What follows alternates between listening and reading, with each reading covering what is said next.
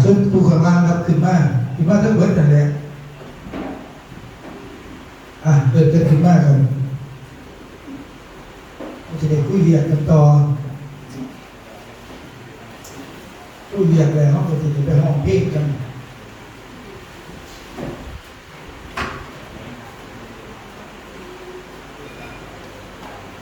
ครับเชิญทั้งลุงทั้งเบิดนั่นแหละนี่เลยครับลุง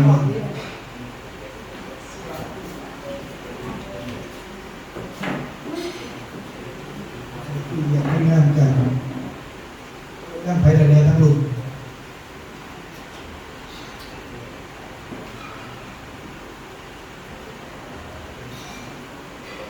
ทั้งลุงยังไง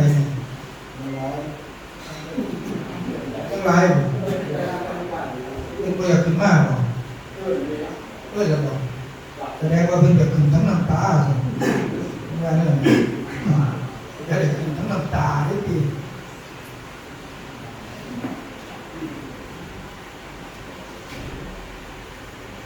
เดี๋ยวท่านประธานเป็นมีเรื่อง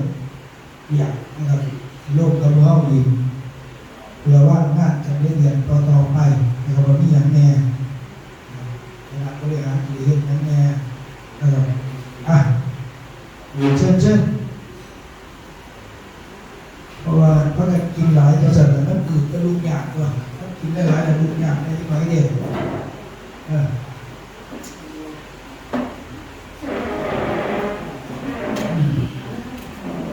จะกินหลายมันยังร้อนน้ำหลุดเลยในช่วงนี้ขั้นพร้อมแล้วนะครับผู้ท่านขึ้นมากเป็นฟังที่หลังเอานะครับเดี๋ยวท่านประธานเป็นที่เราสิคุยนำเสียงคนพูดดังๆต่อรับท่านประธานครับ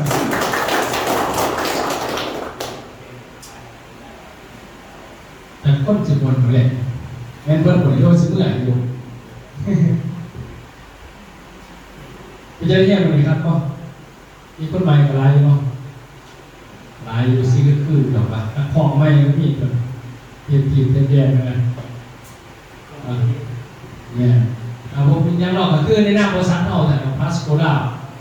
เป้าหมายหลักก็คือการเขาเกิดนโยบายของบริษัทเนาะคนใหม่ก็เอาเขาไม่ได้คนได้ไม่แบบเตะเพราะแต่ว่าเขาใจตัวนี้เลยของเขามีงานมีเงินมีมวลมีเที่ยวมีรางวัลพิเศษสรุปยกพบเป็นระบบเดียวก็คือเอาไงจะมีงานแล้วกับพายงานตามระบบบริษัทมีเงินกับพาหาเงินมีมวลกับพามวลมีเที่ยวกับพาเที่ยวมีรางวัลพิเศษกับมีจำรางวัลทุกท่านเนาะตอนนี้กำลังมือวันจันทร์เนาะวันจันทร์จะมาถึงนี่ก็คือทั้งหาดประเด็นป่ายประชุมดีทุกท่านก็คือโอกาสจะตัดยูรุมเนี่ยเนาะที่มีการถือโอเวอร์แต่เอาตัวไม้มาใส่คือตัวนี้จะมาใส่ที่ซื้อมีเบอร์โทรต่างๆสมบูรณ์แบบก็เลยแล้วก็อยู่เท่านี้แต่ละจุดทุกท่านจุดที่มันวางเนี่ยก็จะมีตัวนี้มาติดเนาะตัวนี้ผ่านโดยเฉพาะติดถึงรอบของหน้าที่ขององค์การต่างๆที่ติดเดินหน้าที่ก่อนกับเพื่อให้ผู้นำเอาสมาชิกมาสอนว่าแต่ละคนอยู่ในตรงนี้นะ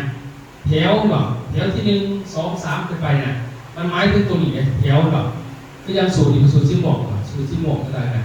ตามที่นี่นะเนี่ยสูตรที่หมอกนี่สื่อเดี๋ยวก็มีหน้าที่เห็นยังขั้นเป็นตะเวนหน้าที่แสดงว่าเป็นหุ้นแห่งบริษัทสื่อเหมือนซะโรแมนติกจะต้องมีพลังบทบาทคิดแล้วก็โครงสร้างนะบริษัทจะประสบต่อได้เป็นชื่อแต่บริษัทมีโครงสร้างแสดงว่าเป็นหุ้นในบริษัทเนาะต่อมาอีกทางก็คือผ่าตัวนี้สิบอถึงบทบาทของวงกลมเลยวงกลม1วงกลม2วงกลม3วงกลม4 5 6แต่ที่มีทิศต่อมาตรงนั้นฟ้าฝั่งนี้แต่สิบอกว่าแต่ละเสือเขาเห็นเบียดอย่างถ้าว่ามีเสือแต่บริษัทเบียดแสดงว่าหุ้นเชิดบริษัทเดินคือมาเด้อผมเป็นของแท้ดีไว้ยาสิบเบิ้งคนเป็นแบบยางข้ามาก่อนบริษัทได้อีสั่งมันบริษัทอย่างเพราะนั้นจะคุมสื่อบริษัทไปแสดงว่าน้ำล้างเห็นได้หย่อมบริษัทไปเขาจะเป็น4บริษัท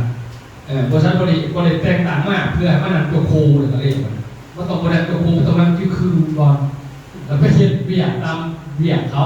เขียนโดยเบิร์ดแหละบริษัทน่ะเรามีแผนที่เห็นเบิร์ดตัวนี้มันการเทรดมันเสาหนามาเห็นเป็นสิบเต็มบริษัทแต่ต่อมาอีกทุกขันยับอันนี้สิเป็นตัวนี้ตัวนี้ก็จะบอกว่าแผนรายได้ของ SLM ได้จังไดมีกำไรได้เงินจังไดมีคะแนน EP FV CV ได้เงินจังไดมีค่าประชุมนี่กับประชุมก็มีเงินหายจังไดวิชาการได้จังไดออซิลได้จังไดก็คือจะมีติดถึงรอมาอีกเนาะแต่การ MLM ได้เงินจังไดนะมันก็มีเหรียญได้อีกที่เมื่อกี้ตรงนี้ก็ทำเป็นมันไม่ว่าของนี้ว่างนะครับแล้วก็ต่อมาอีกแผนนี้ก็จะเป็นแผนของตำแหน่ง SM ที่เขาใช้สูตรที่เขาเพี้ยนขึ้นมาทุกคนเพี้ยนขึ้นกับคนสักก็มีตำแหน่งไหนแล้วก็มี MLM ไหนยังไงมีเงินเดือนยังไงมันมีคนเลยเนาะเขาจะติดผลิตแอนติมาร์เก็ตแล้วยืนลงอีกอาทิตย์แล้วใครนั่งอยู่ฟังนี่ป่ะนี่ฟังใหญ่ๆเลยมั้ยใหญ่ตัวใหญ่ๆนี่แม่นจะทายหูเนาะมืออยู่ที่น้ำซับที่2วันที่21นี้เดือน6นะอันนี้เป็นบอสใหญ่กับใช่ป่ะทายนะทายตัวนี้เป็นทายมือแรกนะมือแรกก็คือเอาช่วงแบบดีนะช่วงเที่ยงก่อนสินะไม่ว่านี่ครับ21เป็น6ไม่ว่าคณะกรรมการที่ไปยืนกันไหนนั่นเขาทายแบบเอาเก้าอี้มาเรียกใช่ไหมดูหนาไปนะแล้วบอสใหญ่กับไปเขาจะทายหูก็ดีแมนเอามาใส่ผ่าไว้อยู่นี่ไอ้ติดอยู่ตรงนี้แต่ที่นี่ว่าคณะบริษัทเท่าไหร่ผู้ได้โปรไฟล์ก็คือว่าผู้ได้นะผู้สื่อสารบริขออนุโมทแล้วเพราะว่าเขาใช้ดิบตัวนี้ก็เป็นสิทธิ์เปลี่ยนทุกเดือนเนาะเปลี่ยนทุกเดือนตั้ง4 5 ล้านที่เปลี่ยนเขาก็เปลี่ยนแล้วเขาใช้ดิบตัวนี้เนาะ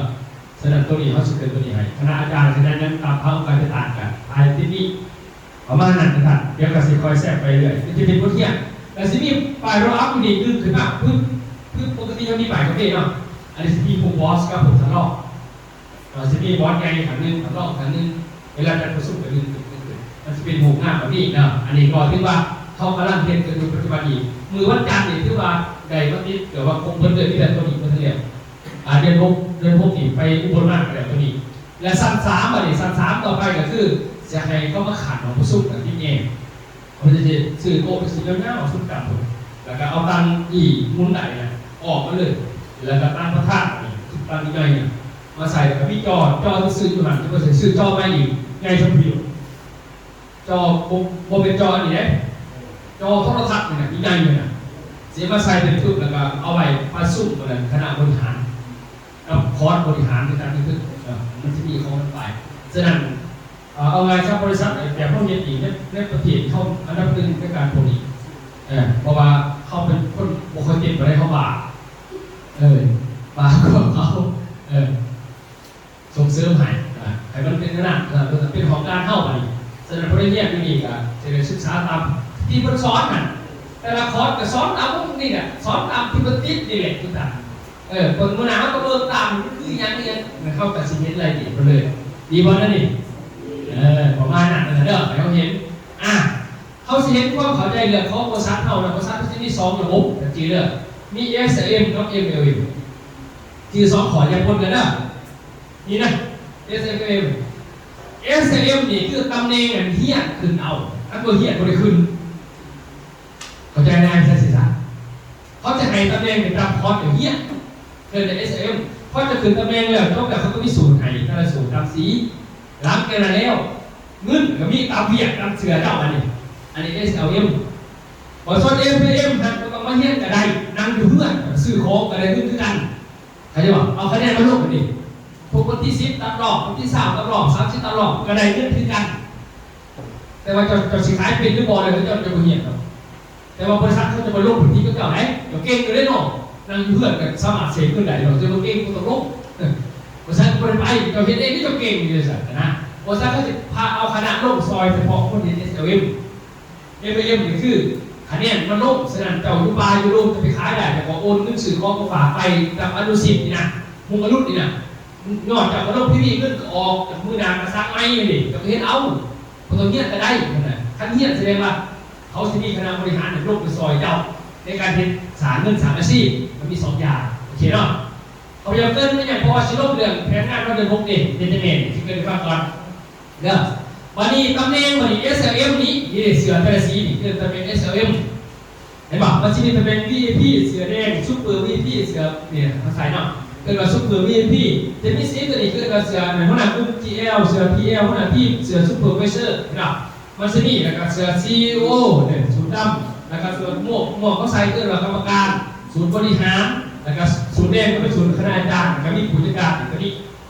มันจะมีคนละอย่างกัน เนี่ยมันจะเป็นพวกนี้เฮี้ยนขึ้นอย่างเดียวเฮี้ยนขึ้นนะเฮี้ยนเบี้ยขึ้นเขาจะมีตำแหน่งให้แบบนี้เข้าใจกันดีซะวันที่นี่เนาะวันนี้คือที่บอกเขาใช้กรรมการรุ่นเก่าคนไรล้อเนี่ยนะไอ้ยังเราผู้ซึ่งเขาเป็นผู้มีบทบาทแต่ที่ก็มันก็ต้องมีบทบาทกับผู้เห็นใจมันพิธีบาทผู้มีบทผมนะ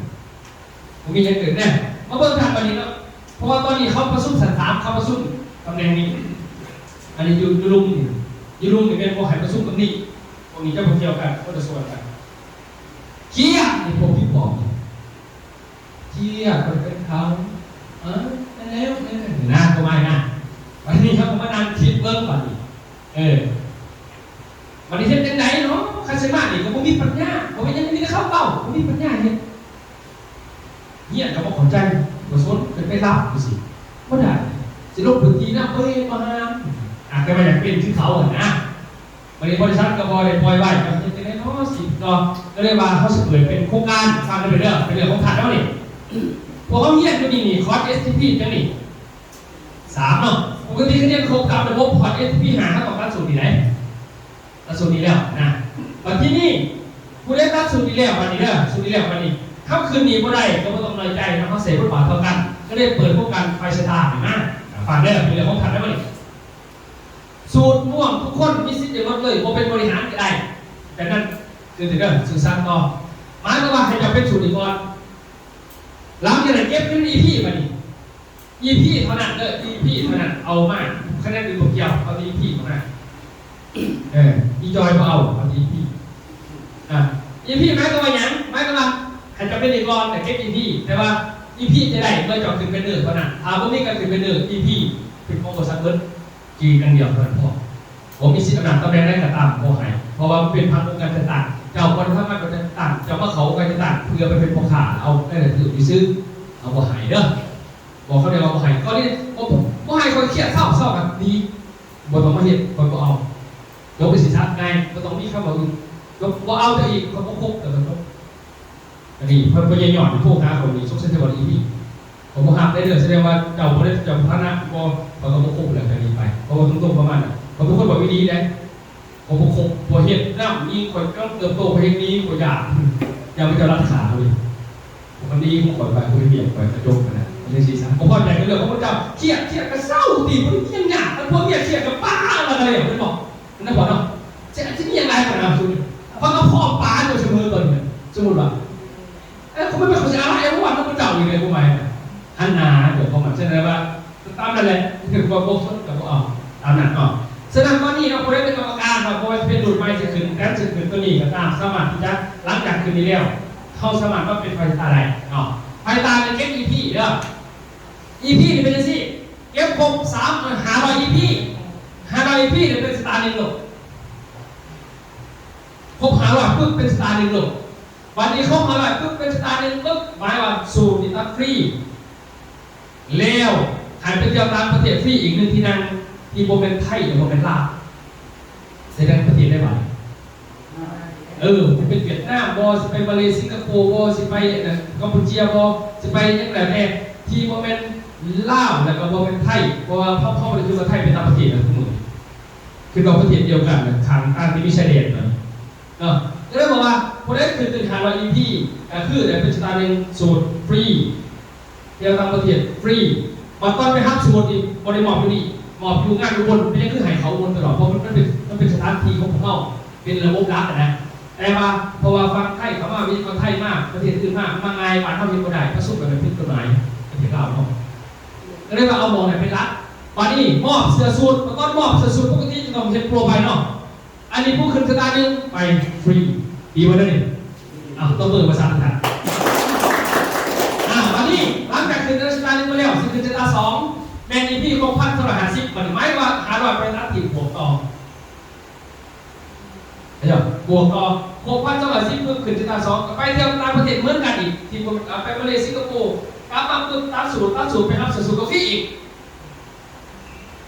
ต่อมาอีกมันครบ 2,000 EP บริตั้งสูตรเลยไม่ได้บวกเพิ่มอีกครบ 2,000 กันไปอีกประเทศนึงอีกสินะไปมันดูสิเป็นไงยอดหวังชะตาดีกว่านั้นอีกบริษัทถามครูที่เขาผ่านเวียดนาม350 EP ไปผ่านเวียดนาม สิไปเที่ยวตัวนี้ลบศูนย์ต่างไม่มหาลอยหรือเสียบัวเขาเลิก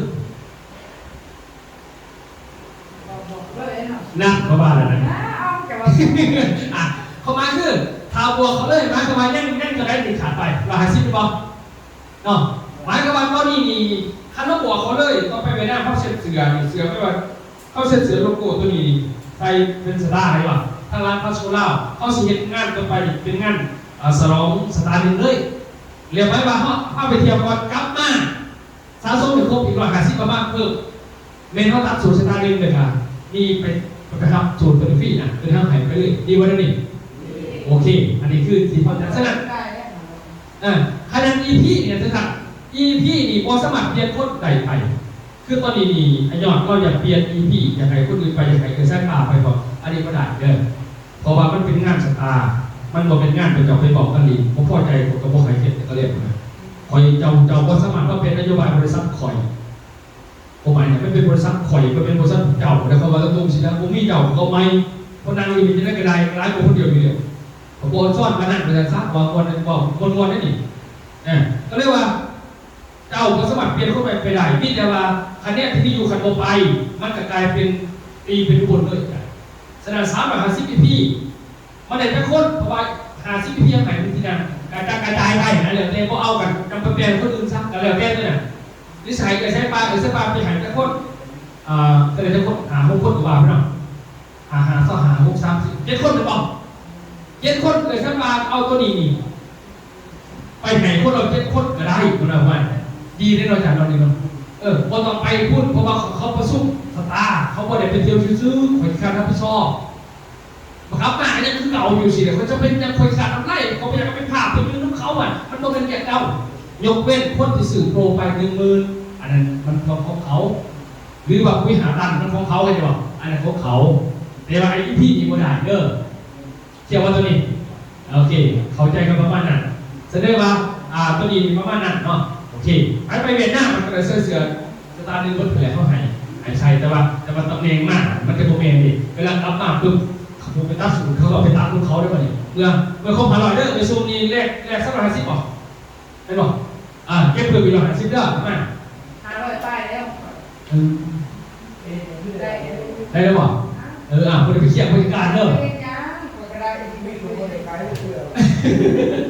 โอเคแสดงว่าตัวนี้เข้าใจเนาะหมายความว่าตัวนี้ไม่มีสิเราสิว่าเป็นผู้บริหารต้องเป็นไปบนใด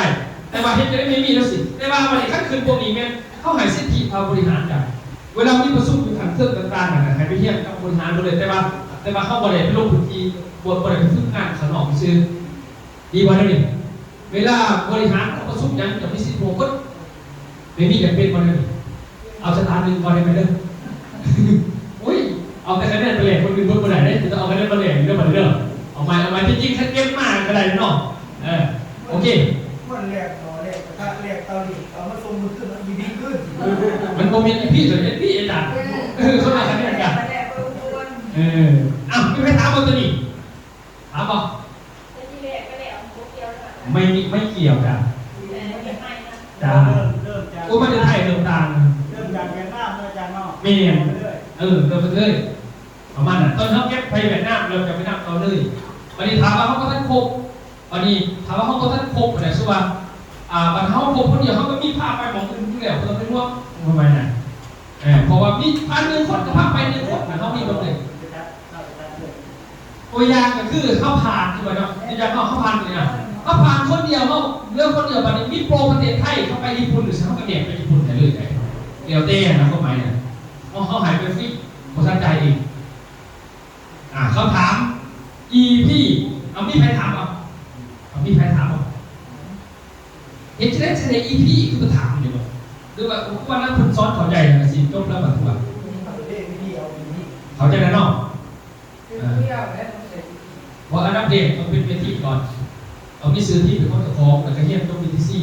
แล้วก็สร้างเสือที่เจ้าของเป็นนักบอลอันดับสร้างเสือเจ้าของมันตั้งโตต่อตั้งโตบ่10 โตบ่12 10 โตขึ้นไป10 โตขึ้นไปแล้วเป็นซื้อที่เจ้าเป็นบ้านหลายก้อนแบบเช่นสิแล้วเขาแตกต่างจากแสดงเขาบอกให้เจ้าเป็นแล้วนะรับจากแล้วเป็นของเก่าแต่ถามว่ามีแบบนั้นว่าท่านไหนเพราะว่าเขาให้เวทีองค์การต่างๆเขาบริหาร บ่มีสิทธิ์ได้เนี่ยไม่ว่าอีพีตัวอย่างคือเป็นแซกซาวกในชื่อเลยเนาะแต่ว่าเขาไม่ทักเสียเนาะเขาต้องทักเสียก่อนลงกับไดซิตี้กันเลยเพราะว่ามันจะมีไว้เนาะซักเสียไปแล้วปั๊บเขาเงียบซักเสียแล้ววันนี้เขาคือเป็นเนอร์เขาเข้าใจเราออกเนาะแบบนั้นแหละวันนี้ทุกครั้งที่เอาเป็นเนอร์ไปวันนี้อีพีมันจะเป็นของเขาเข้าใจสีเรื่องของมันเนี่ยอีพีเขาจะตั้งเป็นของเขามันจะมีอีพีผู้ยี่หันคือกับว่าเขาขายไงตันเขาใส่เนาะตันหนึ่งเช่าอีพีแสดงว่ากระสอบละอีพีแต่ถามว่า15 ตันนี่15 ตันมันจะบ่ได้เป็นกระสอบมันได้เป็นราคาส่งคือ15 ตันใหญ่กว่าอีพีมันได้ทั้งสี่มันจะเป็นอีพีเก็บลงไปของมันโอเคเนาะประมาณนี้เดี๋ยวทีมันเป็นอีพีนอกจากเก็บเจอแล้วก็มันมีที่ขึ้นจะเป็นสตาร์เด้อตัวนี้สตาร์ตัวนี้ขึ้นเป็นสตาร์ ก็แมงม่วนนี่พวกเขาสามารถเล่นได้อื่นเลยนอกจากเอาทีพีแหกเอาไป อีพีแรกตอนนั้นครับยังขึ้นบ่ได้อีพีแรกเลยขาดคนละบาทนี่เป็นอย่างเพราะว่าองค์การต่างๆก็ทิ้งงานเหมือนกันแล้วเลยมาใส่ในองค์บังคับที่เรียกสิบังคับคุยกันขึ้นมาบังคับแบบนี้เป็นถูกใจพอเท่านั้นนะบังคับแล้วก็ให้เกียรติเองเพราะไม่บังคับอยู่ในเบียดแล้วก็ให้บังคับให้เกียรติซื้อแต่ว่าสิทธิคนนี้มันมีสิทธิทำว่าบริหารแบบแม่เวลาผู้สู้บริหารก็แบบผู้สู้กับบริหารเบอร์มีงานบริหารไปเลยแต่เวลาไปเงียบหรือว่าไปเขาคอร์สเพื่อพวกสตาร์ที่เขาจะแยกกลุ่มอยู่เนี่ยไปอยู่กับบริหารกับการเนี่ยเขาจะอยู่กลุ่มอยู่พวกเขาต่างๆก็อยู่กับฝ่ายบริหารด้วยจริงๆนะพอไหมดีวันนั้นนี่ดีครับแล้วตอนนี้ไม่ได้คืนอีกก่อนนึงเป็นไฟเก็บเข้าไปตอนนี้เขาเก็บพอได้เป็นท้องที่เก็บไปเลยไปแน่แล้วก็เลยลดกินแต่ว่าหอดติดตั้งปุ๊บมาลำลงมาหอดบอลถ้าหอดที่ตึงเหมือนหน้าเขาหมายบางคนเก็บไปหาลอยก็ได้แต่ก็เป็นอะไรก็ได้เอามายืนคือสตาร์ทเรื่อยๆไปสนาง่ายมาได้ได้ทุกการแต่พยายามเรื่องพลังไพ่พยายามจืดระวังเอสพีกับพีที่พวกคนกันเลยจะได้เก็บเอสพีมาไม่ยืนในคนใดอาหารลอยบอกไม่ได้อันนี้มันคนละอันกันเอสพีอีพีซีวีคนละอันกันเลยจืดสื่อมันถ้าจืดมาได้ก็อีพีอีปอบจืดสื่อก็ได้โอเคพี่แม่ถามมาก่อนตกลงมาไปเวียดนามนี่ก็คือเอาของเป็นคนเดียวเนาะเป็นบอกโอเคเดี๋ยวเทียบกันในรูปอีกเพิ่มเติมเพราะว่าเวียดนามเป็นไปไม่ได้บอก12คนเลยไม่เป็น13ดีบอกเพราะวันนี้ยิ่งพวกโทรมาเมื่อก่อนเป็นที่ฟังนี่บิวใส่บิวไปถามมาดิบิวไปถามรายละเอียดเลยเพราะว่าสรุปตัวเวียดนามมาใส่ว่าเพราะว่าทั่วขอว่า12ว่า14ดีบอกแล้วว่าจะเรียกว่าวันนี้พอได้ไปเวียดนามมันต้องส่งเอกสารก็คือพาสปอร์ตได้ต้องส่งแบบนี้ต้องส่งเป็นต้นดอกเนาะต้องส่งพาสปอร์ตได้เลย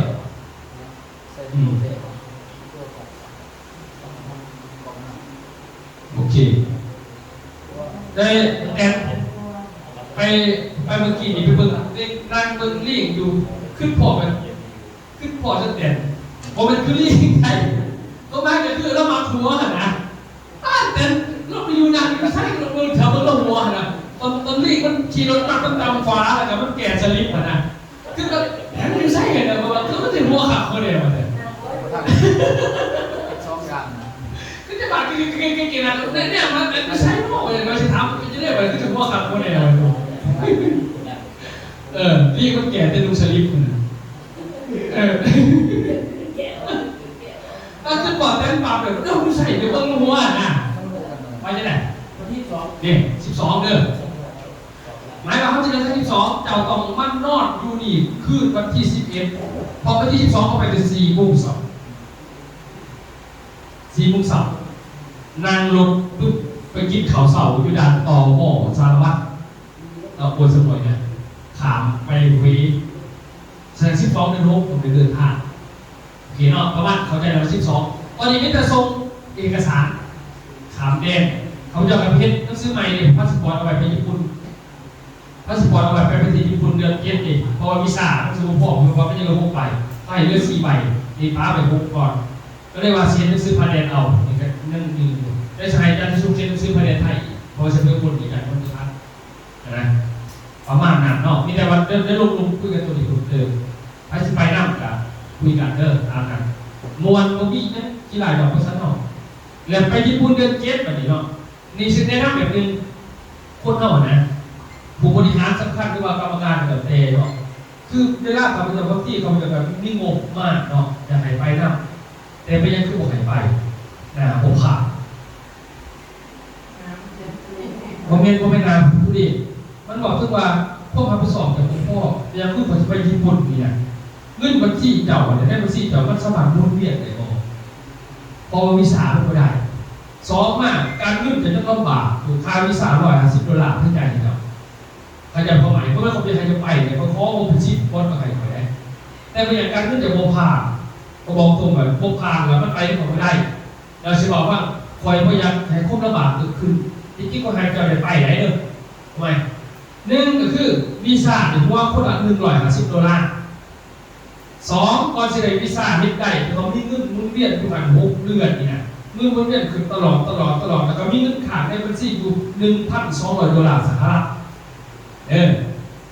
อันนี้คือว่าที่ว่าก่อนเนี่ยใครจะเป็นวีซ่าสามมันผ่านวีซ่าผ่านแล้วเนาะมันว่าที่ว่าการสิไปว่านี่เงินจะมีเท่าไหร่มันซีซ่าเข้ามาเลยนะดูว่าฟังเด้อแสดงเงินจะมีเท่าไหร่พอไปปุ๊บนี่มันก็เป็นขี่รถจักรไปไม่รู้สึกกลัวไปแต่นั่งรถต้องถอยไปปุ๊บไปหอดอุบลนี่คายุทธมาดิไอ้อุบลนี่นะไปหอดกรุงเทพนี่ไปกลับแต่ก็ไม่เข้าใจแล้วพอดีนั่งเท2 4ไปหอดสนามบินสุวรรณภูมิจะอยู่ในบอสใหญ่หมดเลยจะไหวบ่เข้ามาไงตายบ่เนี่ยนั่นแหละเขาเลยบอกจับเขาเรียกว่าไปเอาเฉพาะมาหลอดก่อนสาเป็นธุรกรรมการเงินต่างๆทั้งหลอดตรงเฉพาะเที่ยวเฉพาะเองนะถ้าสั่งจับไปบริงานเนี่ยมันบริเวณอะไรดูสิใต้โลดเนี่ยพวกญี่ปุ่นมันยากมาใส่พิซซ่าวันนี้โปรตีนวันนี้ที่บอสจะขายว่าที่เกถูกดังอันนี้ไปไงวันนี้เป็นยังพอว่าคนเราเป็นไงเขาบอกเอาสเตทเมนต์ธนาคารแต่กี้เอาเดี๋ยวนี้ว่าเอามีแต่เอาเงินอย่างไปใจแค่เวลาไม่ค่อยถูกต้องมันโกง80 บอกคนเองเนี่ยปกติก็100 บาทป่ะอันนี้คนเองเดือนละ5085เลยเนาะ85คือเอาไงสักคนแรงพิศาจนี่น้องลูกของเองเอาไงของพวกนี้เขาเห็นเบอร์แง่กระดานสนามบินเกินจะขึ้นเขาจะมีคนเครียดไอ้เส้นพื้นฐานของพวกขนาดนี้นะมันหลายในละครวงอะไรกันวะมันโดนเป็นกระจุกกระเสียก็แสดงกายกาบอกขนาดนี้มันมีบางร้านหลายขนาดนี้ฟังเข้าใจได้วันนี้น้องค่ายหันมาเทียบกับพวกนี้เนาะวิชานี้เราเอาน้ำบอกว่า85ปกติมันถึง$100อันนี้ที่การดีมันแพงว่าในตลาด50เนาะในตลาด50นี่เกือบจะยืนว่าเป็นอาทิตย์ไหนเขาเดินยืนก่อนยืนวิชาผมก็เลยยังเที่ยวเรื่องมีอะไรสักที่สุดที่เห็นนักซื้อประเด็นที่ผ่านบอลอยู่นะท่านมาตัวนี้ได้เพื่อจะเอาพาสปอร์ตเรื่อยๆนะของว่างก็ต้องใช้ในการทุกวันประมาณนั้นวิชาในก่อนสุดปัจจุบันวันนี้ไปจีนนี่มันดีตรงไหนเขาเอาสเตทเมนต์ประเทศที่สามแสดงผมเข้าไปได้วันนี้ก่อนสิไปจะต้องมาฝึกอบรมก่อนมันบาดเขาซ้ำไข่เนี่ยคนเล่ามีเก่งขนาดดูบาดของกันปุ๊บไปหอดด้านเขาสิตายไปทุกอย่างสิตายครับเขามันบวกก็ได้เลยแต่เราก็ไม่ได้รอบงานเขาแก่ตรงนี้เรื่องอื่นดีเมื่อไหร่ได้ผ่านมาดีเมื่อไหร่แก่ตรงนี้ก็ต้องยึดจับไปประเทศจีนจะเสียหรอกเลยสนามบินเขาซื้อจะต้องไปยุ่งเขาซื้ออย่างไรจะไปถึงมันเองเป็นไหนได้บ้านเราจะต้องกุ้งจะคลองของหน้าประเทศญี่ปุ่นมันมีนั่นคือบ้านเราอีกไม่แต่โตยังขัดงานกดเอาจะกดพิษฝาดกันไปเดียวไงมันเป็นสั่นนะครับจะบอกฉะนั้นก็เรียกว่ามันตรงนี้กระบวนการเฮ็ดในบ้านเขาบ้านเขาเช่นการบริไหมกินเยอะ$100เป็นประเทศญี่ปุ่นกับยูนิคิวพิชิวโคมไม้อีกพอบ้านเขาที่ว่าคือบ้านนั้นไปกันได้ก็ไม่ได้เลยไม่เจ้าใหญ่เองนะแต่ฉะนั้นไปประเทศจีนจะเคยย้ายไปอะไรก็ตามจะต้องฝึกย้ายไปถึง3 เผ่าถ้าสั่นประทับเขาญี่ปุ่นด้วยกันการงานการเดินการวางตัวเขาไม่ใช่คนสากลเนี่ยรู้มาจากเดิมทีเขาฝึกมามันมีสิ่งเป็นอะไรสั่นฉะนั้นมันมีรายละเอียดลึกซึ้งจะคอยมากันเด้อแต่ว่าตอนนี้เอาชิซ่าแค่จะไปน้ำเด้อการขึ้นของซีนต่อก่อนเรื่องนั้นจะคอยมาไม่เจอต่อจีนนี่มันไงอยู่แล้วนะใช่ป่ะนี่เราโปรมากเลยโปรเรียนจีนเลิกจะพาไปกับไปฝึกงานอาหารก่อนเนี่ยบอกคืองานอยู่หน้าได้เลยงานทำกันเนี่ยบ้านเขาจะไปสนามบินเขาปุ๊บมิตรภาษีเต็มหมดเลยจะวัดเขาไปพูดกับไปวัดเขาเปิดความเป็นเสียง วิพากษ์เขาสอนถอดได้บ่ไปเขาลงน้ำเนี่ยเขาหยอกคอยมึงตายเขาเสียเร็วเขามาขายโทรศัพท์เขาให้ตัวเบิ่งง่ามๆค่าขนาดจริงๆเป็นเดียวกับปกติเพราะขนาดจะซื้อไปปุ๊บเอาเงินปุ๊บเขาเรียกเขากดของตัวมันเสนอเป็นวิสัยกับที่อยู่ในดาวหันแต่ฉันติดตั้มเขาพวกมันจะซื้อกันเป็นการผสมมันมีจังสันอีไหนเด้อได้เดี๋ยวมันคงสุดอาจจะคอยบากันแต่ว่าตอนนี้เตรียมตัวไว้แค่ดูไปก็แล้วกันเนาะตามปกติที่บนประเทศไทยยากเสมอนะฮะสุดประเทศไทยเอาต้องเปิดประเทศไทยเด้อแต่ได้สุดแนวสันเองวันอื่นยากเสมอให้เขาใจสิโอเคนะอันนี้เมื่อกี้เขาใจไปแล้วเนาะพายไปเที่ยวกับเตรียมตัวไว้เด้อเขาจะพาไปทัวร์โลกไปแล้วทีนี้ท่านMLM ไม่มีตำแหน่ง MLM ก็คือสูตรพวกนี้ตัวเองตั้งหากด้วยครับเขียนติดคนจะส่วนกันเนาะมีเงินเดือนไหนไปตั้งหากอันนี้จะคอยบอกแทนละเอียดเพิ่มเติมทีนี้เมื่อวันงานท่านมือนี่เนาะเขาประชุมอยู่ลุมนี่เกิดมาเป็นคอร์ส TPC เนาะหรือซึ่งเขาเรียนบริหารอาทิตย์หน้านี่เป็นSTP5 เนาะเป็นจบอะไรตัวนี้จบตัวนี้ที่สมบูรณ์แบบนี้ตามที่เบิ่งกับที่ว่าจบอีวีล้อกับชุดแต่งอยู่ระบบเป็นขาดคนอื่นยังขาดอยู่เลยขาดระบบอย่างนั้นสินโยบายตั้งศูนย์ก้อนประวัติรุ่นลอยล้อนี่ไอ้ตั้งนโยบายก่อนแต่ว่าสิเดิมได้เดี๋ยวตามไปหาทางนอกเราเทียนเอาผู้ได้พอตั้งศูนย์ให้ตั้งก้อนผมนี่นะเพื่อไปหักระบุอะไรท่านที่หารอบนี้ท่านอาทิตย์หน้าจบแสดงว่าสิภาพตั้งศูนย์ได้พอแสดงว่าท่านหมอบศูนย์คุณสาวดีวันนี้โอเคประมาณนั้นเด้อแจ้งไว้ก่อนวันนี้แน่เข้าเดือนนี้ที่ว่าให้จบถึงงานนี่เราสิภาพไปตั้งสูงเลยเนี่ยนะสิภาพไปวนตั้งสูงเลยเพื่อมันท่านได้พบมอบสูงขึ้นหมดเลยไปท่านสตาร์สตาร์เป็นสูงนี่เด้อนี่โลโก้นี่เด้อนี่อันนี้เป็นเข้ากระสีมอบเลยแต่ท่านนี่150เด้อไปจัดไปถ้ามันครบ500ก็แค่500มากก็ได้เดี๋ยวใจครับเยี่ยมตั้งสูงมันต้องไปตัดเลยเพราะเขาเคยตัดเดี่ยวโทษบอกเขาซื้อสุดคือนำมันมีข้อมูลเขาก็ตามทำพื้นหลดไอ้หยอดนายที่จะตามเดียวแต่สัญญาเขาเพิ่มขึ้นตัดเดี่ยวโอเคเนาะประมาณนั้นโอเคเจ้าตัวนี้ตั้งสุดเลยครับนะครับวันนี้เดือนหน้าครับเดือนหน้าทุกท่านเดือนหน้านี่เป็นวันที่7มันจะมีงานตัวนี้อยู่พวกนี้เป็นมูลนิธิแต่ก็ยีรวัตรจองบ่อยคนนึกจองไหนเพราะว่าจองไปซื้อแหวนถึงใจการนั่นแหละเนาะเราเรียกว่าตัวนี้นี่เป็นงานที่เขาเคยจัดแต่เทนึงหลอกหนึ่งครับมันเดิมไล่เรียงเติมตัวนี้เป็นถ่ายตลอดคนที่ไหนเราผ่านนะว่าจังไรเป็นจังไรเนี่ยเป็นคือกับตลอดเนาะตัวนี้เนาะตลอดก็คณะอาจารย์ทำการเลยตัวนี้เด้อหมอกันเลยตัวนี้วันที่7เนาะวันนี้วันที่7ก็ถึงวันเสาร์วันอาทิตย์วันที่8อันนี้เนาะวันที่8จะมีอีกงานหนึ่งเนาะเป็นงานลงเพลเขาฟ้องอะไรกันจองเลยเพื่อนนะเขาจะเข้าทดสอบตัวนี้ก็นี่มีให้คณะอาจารย์เป็นประกาศวันนี้โปรโมชั่นในงานนี้เนี่ยพิจารณาที่8โปรโมชั่นก็คือผู้ใดที่มีหยอดปุ๋ย1 พวงเนาะ1 พวงในหลอดนี่ฮะมัน8นี่นะมันจะมีให้ชุดโน้ตบุ๊กอีก1 เครื่องก็คือเขาเคยได้เลยคือหมอกอันนี้เป็นบอสไงเป็นตัวค้นหาอันนี้นัดไปเลยกับ1 พวงเข้าไปตัวนี้แถมทุกอย่างเหมือนเดิมเนี่ยแต่ว่าเพิ่มแถมเสริมตัวนี้1 พวงอันนี้เนี่ย1 สุดโน้ตบุ๊กกับโปรเจคเตอร์เขาจะได้ครับว่าแค่เอาหายแล้วเลยซะแค่คิดเอาเนี่ยดูซื้อใหม่ที่พวกมีได้หรอกอันนั้นเขาไม่ไปหายที่ซื้อเองมันเอาหายที่ก็ดีกว่าเขาซื้อคลองไหนคลองเขาไปถึงราคาปุยเอาไปประโยชน์เอาเห็นเอาเด้ออันนี้คือ1 พวงว่างแค่เอาเจนสว่างวงซื้อว่างแค่ต่อว่างเอาจะได้แสดงไปต้นไปไงรวมกันผ่านกันเมื่อไหร่1 พวงเอาไปเลยตอนนี้1 ส่วนโอเคผมมีคำถามหน่อยเนาะอันนี้วันที่8เป็นพิษโปรตัวนี้วันนี้วันที่8นี่ครับ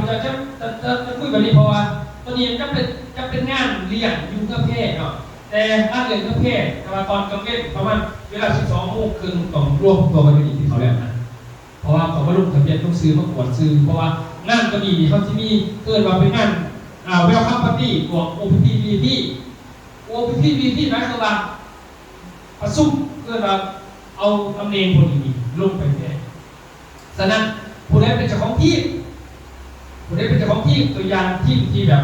นั่นแล้วแหละตัวอย่างคือไทยลิฟเนาะไ เพชรแก้วมังกรเพชรสมบูรณ์เพชรสินะอันนี้เขาจัดมาหลายฐานเนาะอันที่4ที่หาแหละอันนี้เนี่ยเขาจะขึ้นหายในทีนึงหรอกนะครับอย่าไปเชื่อว่ามันสิยากอยู่เพราะระดับผมเอาทีมเสมอมีให้อีกให้ไม่หลอกขึ้นถ่ายเด้อตัวนี้หมายก็ว่าให้เฮาได้ไปบึ้งที่งานสายลาเฮานี่ผู้ใดเป็นเสือซีนี่เสือซีนี่ไม่ว่ารหัสแต่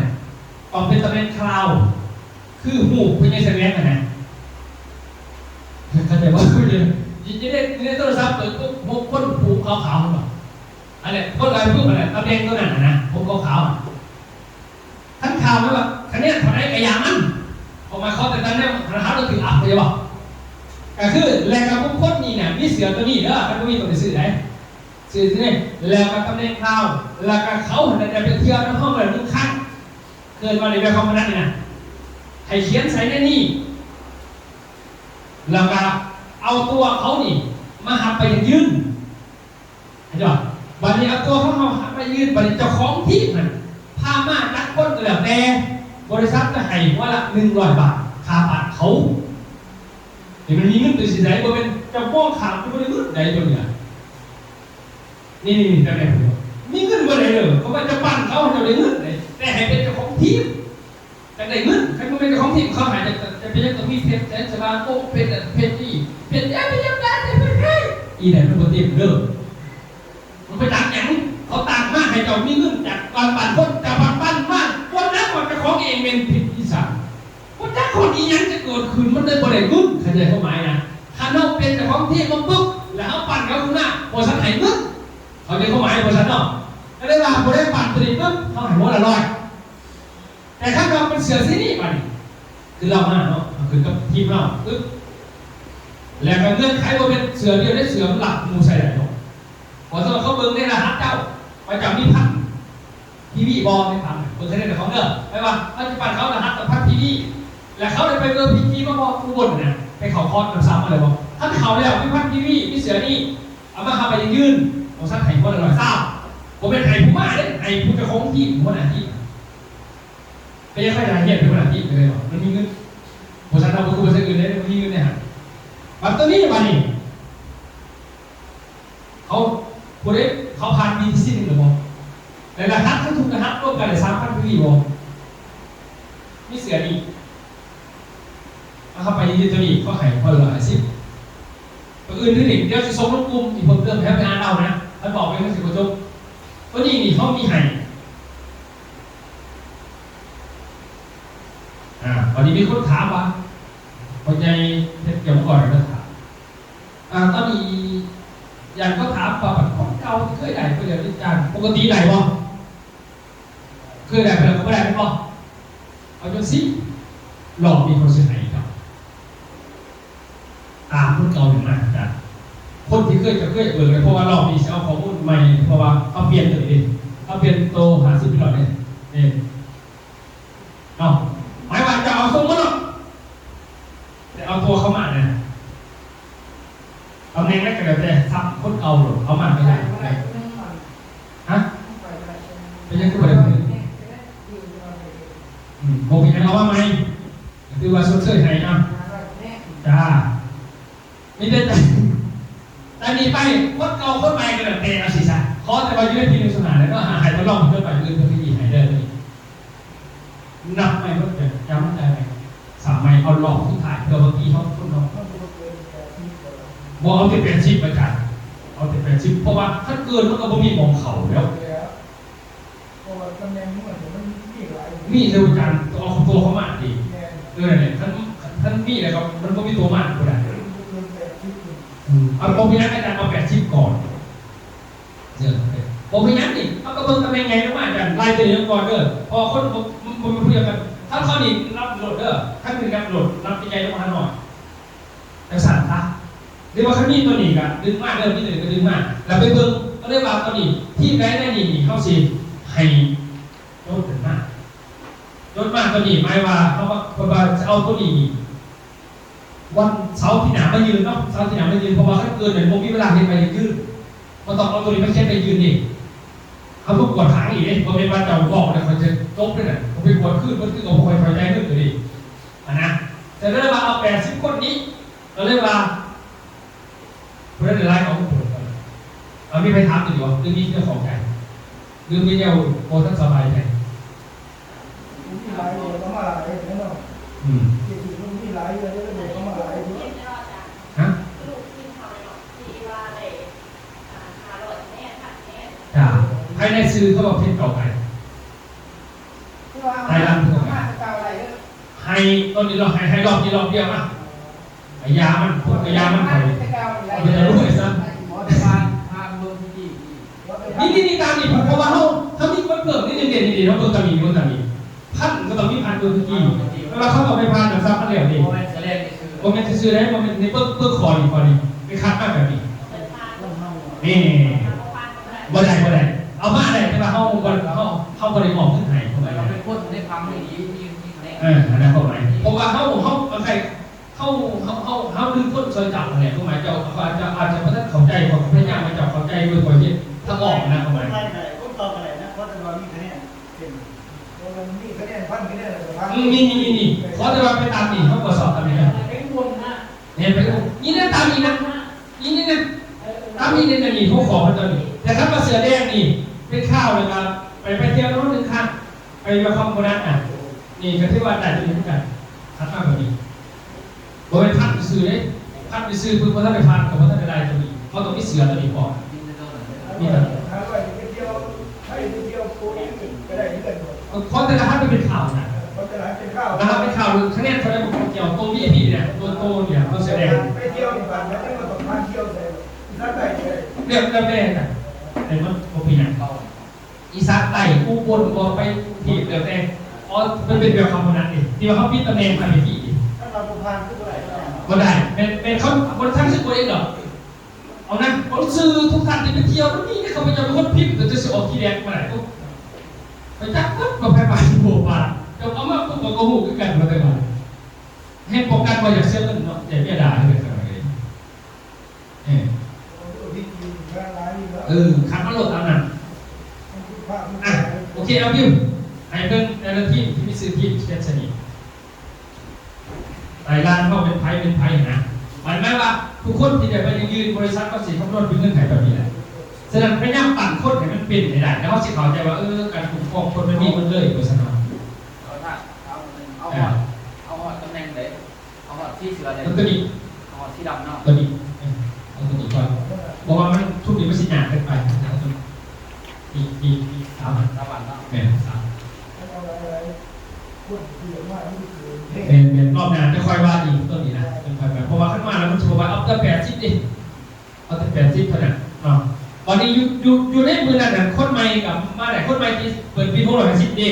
ที่เขาไปทำปฏิกับมาไหนเพื่อนมันน่ะเหมือนว่าตัวงูนี่แหละเพื่อนกับเขาอยากเป็นที่เขาใจกับก่อนที่เขาเพื่อเขาเป็นนี่มันเป็นตอนของมัน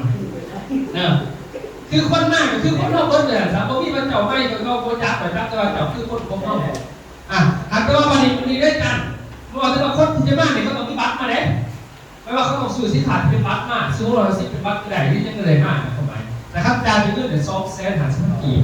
แต่ในนอกมันจะให้จ่ายดอกจะซื้อเขาอีกก่อนดึงมาเขาเด็กคะแนนดีเป็นชุดเงินแบบไปแต่ถามว่าผมคนใหม่มันเปิดปีทุก110 บาทได้มากฟรีเลยดีมาเลยดีเนาะ650 บาทที่เขาไปมากดูนี่รถมีกับพิจารณามากกว่ารถบัสเป็นพิจารณาหลายคนเลยนะเขาก็มีสิทธิ์ที่จะมาที่กันเด้อต้องมองได้ร่วมกับพวกนี้เนี่ย80นะ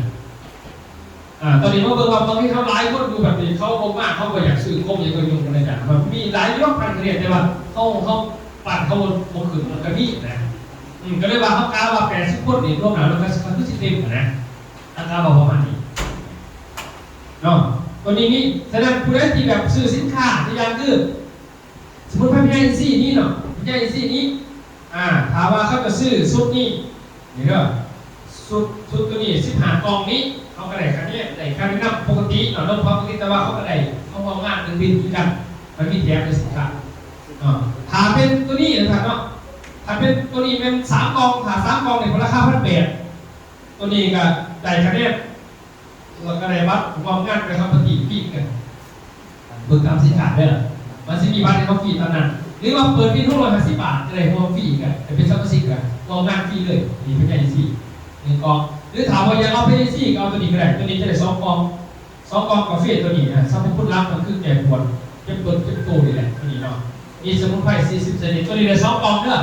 2 กองเบิกของได้เลยแต่อยู่ตรงนี้อยู่ตัวนี้นะตัวนี้ได้2 กองอันนี้งานเราจะไปขึ้นรถแพทย์นี่อยู่ของพี่นี่นะของนี่บ่เป็นอยู่นอกขึ้นสงกรานต์ได้เด้ออยู่ข้างในเลยของเองกาซิมี่ไอ้ตะเบงได้กับเส้นเสือเข้าไปของเราเนี่ยลงในมือหนักสามหรือสมัครเปิดเป็น610 บาทก็ได้เลยแต่เป็นซัมซิงแต่ก็ได้พวกฟรีเลยอาหารการกินอยู่ในหันมันเลยเนาะเมาผอมดีแถมเมาไปผอมเนี่ยก็ดีเปิดเป็นซัมซิงก็ดีที่บอกเน้นงานที่8แสดงว่าที่ไพ่ถามเลยวันที่8เพิ่มเติมป่ะแล้วคนถามที่ว่าเข้าใจเรื่องวันเสาร์หน้าไม่ว่าเขาจะเอาได้ซื้อได้เนี่ยเพราะว่าหลังจากนั้นเขาจะแบบมีเวลาอยู่7-8 วันเองเป็นเห็นไปอย่างอื่นแล้วเขาจะบอกทุกวิธีไม่มีวิธีบอกเลยบอกแต่ละซีเรื่องเล่นม้วนกันที่พวกเราเพิ่งซิ้นเขาเป็นยาวกันต่อ มันต้องเสือนี่กระดุมตามมา ตามตำแหน่งเขาแอนที่เขาจะเอาไปยืนตามตำแหน่งเขาโอเคไม่ไปถามอีกว่าวันนี้โอ้เป็นใครมาขั้น4เป็นใคร50โอเคเนาะก็เลยเข้าใจเนาะวันนี้ทีนี้ว่าตัวเวียดนามเนาะเวียดนามเนี่ย350 ปีตกลงกันแล้วเมื่อกี้คือเอาไปสู่สตาร์เลยฉะนั้นนี่ก็เพิ่มเป็น150ก็คือว่ารับสูตรประมาณนั้นรับสูตรฟรีกับไปพร้อมกันรับสูตรฟรีเด้ออยู่ได้อยู่กันเลยแต่ว่าให้ไปเวียดนามไปสลองก่อนเอาไปสลองก็จะมีเสื้อในข้างในเสื้อต่างๆแนะนำของสตาร์เลยจะเอาโลโก้นี้ลงข้างในทางร้านพาสโคล่าเช่นนี้สินะทุกคนไปใจขึ้นไปได้สื่อคุยไปกันได้ใช้เสื้อนั่นคือการแต่ละซักเกินเราแฝงตัวเองไปเลยนะคือเราไปทำสูตรยามันจะเอาที่ร้านดีกว่านั้นเลยดีเนาะแต่ว่าเข้ากันไปต่างหากได้ผู้ใจขึ้นเวลาเขาคบหาหรอกเขาจะไปต่างหากได้เด้อพวกเกี่ยวกับเขาตัวนี้นะโอเคไปเวียดนามนี่เขาจะเดินทางวันที่12เนาะ12เด้อ12 หา 14แรกๆ13พอทั่วเขาขอมาประมาณนั้นเพราะว่าอาจจะมีงานเขาบทหูจักเขาเรียกว่าโอเคตามนั้นยื่นเอกสารเนาะไปเพิ่งพ้นที่ไปแล้วเขาจะไปขึ้นเขาอีกเด้อขี่อย่าไปถ่ายรูปอยู่นี่นะเนาะขี่กระเซ้าเกิน6 กิโลเมตรจากพื้นดินไปสู่ท้องฟ้าผ้าบินผ้าหอกผ้าเฮือนท้องฟ้าอากาศดีอันนี้คือที่เมืองดานังต่างภาพจริงเช่นจริงคัดกว่านี้ค่ะเด้อพอเป็นวันนี้ได้เช่นเป็นตัวคัดมันจะคัดกว่านี้ต้องไปมากไปครั้งนี้ครั้งที่4ของเขาไปกับในชีวิตเนาะแต่ว่าสภาพมือกำลังเป็นว่าท่านไปมันได้ไปของเขาตอนนี้คือนี่แล้วก็สิ่งที่เที่ยวหลายวันยอมมากแบบเรื่องที่ซ้อมไปเป็นหอยอันเป็นไทยหูหน้ากลางคืนไปสิอันนี้เป็นไม่มีอีกหลายบอลไปเนาะอันนี้เป็นอุ้มไปที่เราที่เดี๋ยวผมไปดอกกันสิวะเอาซัมนีก่อนเนาะซัมนีก็ม้วนนะเนาะเห็นบาทเห็นเพื่อนพวกไม่พูดไปเรื่องเขาซัมเตะเขาเนาะซัมโคตรเตะเขาเลยนะอันนี้เป็นเดินทาง12 ถึง 14 เดือน 6กันเด้อต่อมาวันนี้วันที่20เนาะวันที่20เดินทางไปโคราชนี่ไปตอนเช้าอันนี้เป็นเขาคอร์สนี่เด้อวันนี้เขาจะใช้เอาพวกนี้ขึ้นไปฝ่ายที่มีอาจารย์สูตรแดงแล้วก็คณะนักเรียนบริหารกับสีเอาเส้นสุดเด่นใจใช่ไหมเขาเป็น3 ฐานกับกรรมการลงไปเนาะแต่บริษัทเด้อบริษัทคือแอนนี่ยกทัพกับสมัครที่จะเอาเสือกรรมการลงเลือกเพราะเขาสมองเนี่ยคือบุกแล้วเขาเสียไหนมันเลยในหลอดตัวนี้เนี่ยไปเที่ยวไซต์ตัวนี้ให้ท่านพ่อเพิ่นกำหนดกันแล้วกันเพราะเขาเจ้าบอกให้อาจารย์จัดการจะไปใช้ที่ไหนน่ะรอบนี้ว่าอย่างไรจะเก็บตุ้มๆแหละประมาณนั้นไปเพราะว่าเป็นอย่างเพราะว่าไปเที่ยวไปเต็มที่เก็บไปพวกเขาที่พักต่างตื่นมาว่ากิจกรรมสนุกสนานออกตลอดตำแหน่งมวลชนกระคืนเป็นเขามีงานปาร์ตี้อยู่ตรงนี้เพิ่งเวทีครั้งนี้นะครับเนาะรอบนี้กับมวลกันเต็มที่เหมือนกันเนาะตรงนี้เนาะมีแต่มวลภาษาโนเวียก่อนมวลอย่างเดียวเลยกิจกรรมของสนุกสนานเต็มที่เลยแต่ละคนกิจกรรมแบบนี้อันนี้คืองานเขาจะเลือกแบบตัวนี้ไปแล้วก็ชิ้นที่ทายหูต่างๆเพื่อเอามาติดตัวนี้ปาเลยเต็มเสียนนะทุกท่านให้ไปเราจะเอาไปใส่ถุงนี้เลยให้ทุกกันก็มากเลยให้มากเลยได้ทายเลยเห็นอุ้งขาดไรทีนี้มาเบิ้งปานี่มาเบิ้งโปรโมชั่นทุกท่านอันนี้ไม่เขาจะเปิดโปรอยู่ที่อุบลเด้อพอได้ไปอุบลเสด็จโปรนี้โปรตัวนี้นี่เป็นรอบนี้เป้าหมายเขาจะหาลูกบัตร ไปเที่ยวพัทยาฟังเรื่องแบบนี้เด้ออันนี้สิเล่าให้ฟังรอบนี้เอารู้หลายอย่างเดียวเลยทุกท่านโอ้พญานาคมาเช็ดกูเลยเกินวัดเราเด้อตัวนี้เด้อตัวนี้หารถบัสไม่ใช่ไปหลอดนี่ก็คือเป้าหมายเราดิเป็นจังซี่ขี่รถกลางคืนมันเดิมตื่นมาเนี่ยเมื่อสาวปั๊บเขาสิไปนี่ก่อนเลยกันเถอะกันไปบ้านสุขาวดีบ้านนี้จะเป็นบ้านเจ้าสัวของประเทศไทยไปเบิ่งตัวนี้บ้านเจ้าสัวไปเบิ่งพวกรู้พวกหลับพวกรวยนะครับไปเบิ่งแบบเขาจะมีไก่ในการนำเสนอหรือว่าโครงการเป็นธุรกิจการนำผ้าเขารวยจะเคยเลยว่าเหมือนกับไปอ่านหนังสือแต่ว่าคนผ่าไปเป็นมหาเศรษฐีคือขาดเลยเด้อให้เบิ่งพวกงามเด้อโอ้ยาง30 หมื่นก็บอกว่าอยู่นี่มันใหญ่ไปหอดปั๊บทุกท่านเขาจะมีรถกอล์ฟมาหับกินกับทะเลเลยเนี่ยทะเลเลยรถกอล์ฟมาหับเพราะเขาใช้ขี่รถกอล์ฟพวกนี้ในบ้านเขามันจะมีไก่พระน้ำเที่ยวนี่เป็นมีไทยผูกแต่ยังรู้หลาอลังการอันนี้นะจุดหนึ่งเนี่ยตื่นสามารถไปนี่ก่อนนี่เขาจะไปครั้งที่3ไปลองอีกครั้งที่4ก็เป็นพวกนี้ประเทศไทยคงได้เขาจะโบพูนะวันพาไปก็พาไปเร็ว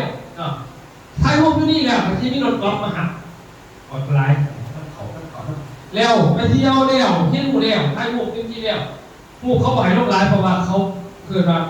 เขาประสบนะเกิดเขาไปทายผมเป็นอย่างแต่เขาประสบลบหลายเขาให้ที่จะทำนี้แล้วไม่กินเขาอยู่ของเขานี่หารถบัสเขาไปเต็มรถเลยกินเขามันจะมีนางโชว์อะไรอย่างนี้เต็มเลยมีกิจกรรมให้เข้าอยู่นะตอนเที่ยงติดตะบนวันเดียวทานเนาะครับโคตรเนาะหาวเลยมือขี่บอลไปมือสั่นมือเส้นดีใจพวกเลยขึ้นพอจะไปเที่ยวนะนี่ไปเที่ยวตอนนี้บาทนี่หลังจากนั้นแล้วกินเขาแล้วไม่รออีกจะได้รับกันแล้วประมาณส่งบายเท่ากับสิเดินทางจากบ้านสุขาวดีมากพัทยาปาดมองดีคือบอกเขาจะนอนนี่เลยนอนนี่เลยวันนี้เขาไปเพิ่มติดเฉพาะท่านในทันเช็คอินเด้อเอากระเป๋าลงเดียวบ่ให้คืนเพราะว่าก็สิมีตัวให้พิบัตินะให้เขาไปลินเครื่องลินกันให้เขาไปลินเครื่องลินได้นี่เขานอนอยู่นี่เขาไปลินเครื่องลินอยู่นี่มันสิมีแล้วแต่มีวันสตีที่เป็นโรคกับพี่อยู่สตีได้เคยลินเธอหนึ่งแต่ถามเรื่องประสบการณ์นี่มันจะมีขี่รถไฟออกเมืองแล้วก็มีดินน้ำเดี๋ยวเดนี่มีเครื่องลินมาแล้วถ้าซิลินเดอร์มันมีอยู่ในบัตรเรียบร้อยแล้วถ้าน้องไปเขาก็เชื่อมซิลินเดอร์จะตรงเลยไปถ้าลงอยู่แถวเนี้ยมาแล้วมันไปไกลหรอกคงมันจะมาไกลในบัตรก็ทำดีมีรถแต่ขี่มันอยู่ในบัตรแล้วนะเนี่ยดีกว่านี้ครับเนาะอันนี้ในมือแรกนักเที่ยวไปบ้านเศรษฐีมันแบบเขาก็มานั่งแบบเศรษฐีที่ศึกษาเศรษฐีจ้าเขาจะไปหรอกดีเด้ออยากไปก็จริงเป็นจริงเนาะเดี๋ยวฉันเดี๋ยวนี่นะนี่ถ้าไม่ได้คืนก็ดีใจเรื่องต่างหากได้ตัวนี้มันจะมีให้ดีนี่ลงมาเป็นทำผิดพูดลงมาขาหน่อยก็เอาได้ขาหน่อยก็ไหวมีพร้อมเด้อวันที่นี่พระลินนาเต็มที่ที่เขาพระเจ้าพูดจักเข้าวอเตอร์สไลเดอร์มองนี่ทมิตกับชีดินตัวนี้ก็ตูดต่อไปเข้ามาดูยันลงดินตุกตับม้วนบาดดินต้องหลังวันนี้เลยพระเจ้าครั้งแรกก็นี่ไปทะเลครั้งแรกกับทะเลนี่มันมีทะเลอยู่บอกแต่ว่าเขาเป็นห่วงกันเพราะท่านไหนไปดินเด้อ